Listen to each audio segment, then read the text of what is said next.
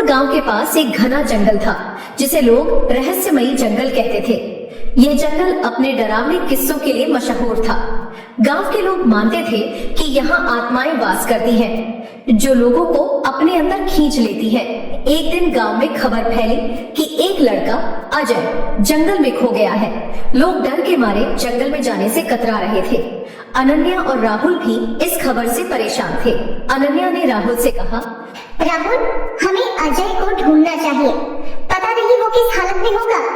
राहुल, लेकिन अनन्या, वो जंगल बहुत खतरनाक है। हमने सुना है कि वहाँ जाने वाले कभी वापस नहीं आते।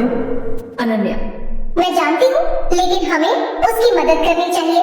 डर से हम कुछ नहीं कर सकते। राहुल, ठीक है, मैं तुम्हारे साथ चलूंगा, लेकिन हमें गांव के मुखिया जी से सलाह लेनी चाहिए। अनन्या और राहुल मुखिया जी के पास गए। मुखिया जी उनके आने की वजह समझ गए और उन्हें जंगल के बारे में जानकारी देने लगे। मुखिया जी, तुम दोनों का इरादा अच्छा है, लेकिन ये जंगल सच में बहुत खतरनाक है।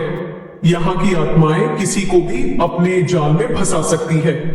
राहुल, क्या आप हमें बता सकते हैं कि हमें वहाँ किस चीज का सामना करना पड़ेगा? मुखिया जी, इस जंगल में एक प्राचीन आत्मा है जिसे माया कहते हैं। वह जंगल की रक्षा करती है।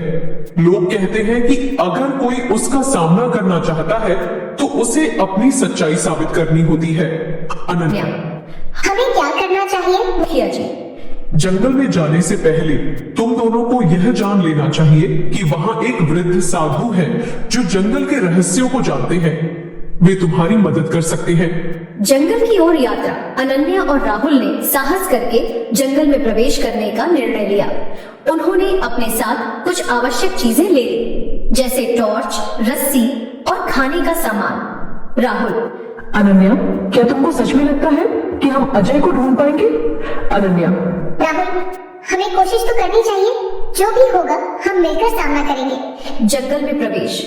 जंगल में घुसते ही अनन्या और राहुल ने देखा कि चारों ओर घना अंधेरा था। पेड़ों की शाखाएं हवा में झूम रही थी और पत्तों की सरसराहट ने वातावरण को और भी रहस्यमयी बना दिया था। राहुल, ये जगह सच में अजीब है। हर कदम पर ऐसा लगता है जैसे कोई हमें देख रहा है। अनन्या, राहुल, हमें शांत रहना होगा। हमें यहाँ डरना नहीं चाहिए। थोड़ी दूर चलने के बाद उन्हें जंगल के अंदर एक झोपड़ी दिखाई दी। झोपड़ी के पास एक वृद्ध साधु बैठे थे। उन्होंने अनन्या और राहुल को देख मुस्कुराया। वृद्ध साधु, आओ बच्चों, मैं जानता था कि तुम यहाँ आओगे। अनन्या, आपको कैसे पता? वृद्ध साधु, यह जंगल अपनी ओर खींचता है, खासकर उन्हीं को जो सच्चाई जानने के लिए तैयार होते हैं। राहुल, हम अजय की तलाश में आए हैं। क्या आप हमारी मदद कर सकते हैं? वृद्ध साधु, अजय को ढूंढने के लिए तुम्हें माया का सामना करना होगा। वह इस जंगल की आत्मा है। अगर वह संतुष्ट होती है तो वह तुम्हें रास्ता दिखाएगी। साधु की बात सुनकर अनन्या और राहुल ने जंगल के गहरे हिस्से में जाने का निर्णय लिया। वहां पहुंचने पर उन्हें एक रहस्यमयी झील मिली। झील के पानी में अजीब सी चमक थी और उसमें माया की परछाई दिखाई दे रही थी। माया की आवाज, कौन हो तुम जो मेरे जंगल में आए हो? अनन्या, हम अजय की तलाश में आए हैं। वह यहाँ खो गया है। माया की आवाज, ये जंगल उसकी परीक्षा ले रहा है। अगर तुम उसे बचाना चाहते हो तो तुम्हें अपनी सच्चाई साबित करनी होगी। राहुल, कैसी सच्चाई? तुम्हें यह साबित करना होगा कि तुम्हारे इरादे नेक हैं और तुम किसी भी लालच या स्वार्थ के बिना यहाँ आए हो। परीक्षा का सामना अनन्या और राहुल ने माया की परीक्षा को स्वीकार किया। माया ने उन्हें एक चुनौती दी। जंगल के 3 रहस्यमयी स्थानों पर जाना होगा और वहाँ छुपे 3 सवालों का सही उत्तर देना होगा। माया की आवाज, अगर तुम तीनों सवालों का सही उत्तर दे पाओगे तो मैं तुम्हें अजय तक ले जाऊंगी। पहला स्थान, रहस्यमयी गुफा। पहले स्थान पर पहुंचते ही उन्होंने एक पुरानी गुफा देखी। गुफा के अंदर एक पत्थर की पट्टी पर लिखा था, पहला सवाल, क्या चीज ऐसी है जो टूट सकती है पर कभी गिर नहीं सकती? राहुल, ये क्या हो सकता है? अनन्या सोचते हुए, मुझे लगता है इसका उत्तर वादा है। जैसे ही अनन्या ने उत्तर दिया, गुफा की दीवार पर एक चमकदार संकेत प्रकट हुआ जो उन्हें अगले स्थान की दिशा बता रहा था। दूसरा स्थान एक जादुई वन था जहां पेड़ अपनी शाखाओं से अजीब आवाजें निकाल रहे थे। वहां पहुंचकर उन्हें एक बड़ा पेड़ मिला जिस पर लिखा था, दूसरा सवाल ऐसा क्या है जिसे हम अपनी आंखों से देख सकते हैं लेकिन पकड़ नहीं सकते? राहुल। ये तो और भी कठिन है। अनन्या मुस्कुराते हुए। इसका उत्तर परछाई है। जैसे ही अनन्या ने उत्तर दिया, पेड़ की शाखाएं अपने आप खुल गईं और उन्हें तीसरे स्थान का रास्ता दिखाया।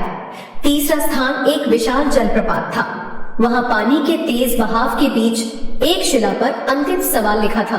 तीसरा सवाल, क्या चीज ऐसी है जिसे जितना काटो बढ़ती जाती है? राहुल एक उलझन में। अनन्या, ये बहुत कठिन है। अनन्या सोचते हुए। मुझे लगता है इसका उत्तर अंधेरा है, क्योंकि अंधेरा जितना काटो वो और बढ़ता जाता है। जैसे ही अनन्या ने उत्तर दिया, जलप्रपात के नीचे से एक गुप्त दरवाजा खुल गया जो अजय की ओर इशारा कर रहा था। अजय की खोज दरवाजे के पीछे एक छोटी सी गुफा थी जहां अजय बंदी था। अनन्या और राहुल ने उसे ढूंढ निकाला। अजय खुश होते हुए, अनन्या, राहुल, मुझे विश्वास नहीं हो रहा कि तुम लोग मुझे ढूंढने आए।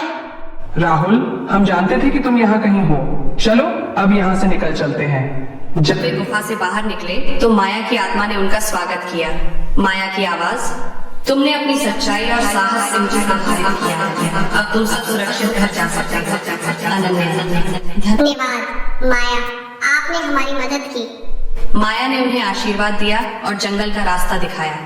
गांव की वापसी अनन्या, राहुल और अजय ने सुरक्षित गांव की ओर लौट आए। गांव में उनका स्वागत हुआ और लोग उनकी साहसिकता की सराहना करने लगे। मुखिया जी, तुम लोगों ने साबित कर दिया कि सच्चाई और साहस से हर मुश्किल का सामना किया जा सकता है। राहुल। यह सब अनन्या के साहस और दृढ़ संकल्प का परिणाम है। अनन्या। नहीं राहुल, यह सब हमारी दोस्ती और विश्वास का नतीजा है। इस कहानी से हमें यह सीख मिलती है कि सच्चाई और साहस से हर रहस्य का सामना